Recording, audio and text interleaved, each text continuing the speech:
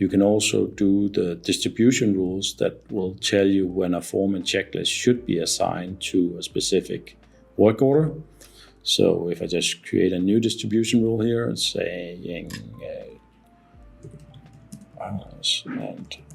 pump inspection, then I can jump to the rule field and say, okay, if my plant equals 1710 and my equipment, for instance, type equals this pump, then this must be filled out.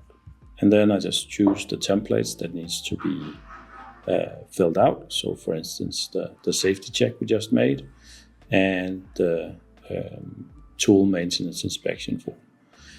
And then you can save the rule. And now whenever there's a work order that complies with these two rules, these two checklists are automatically assigned to the work order, and the technicians cannot complete or technically complete the work order before they've been filled out.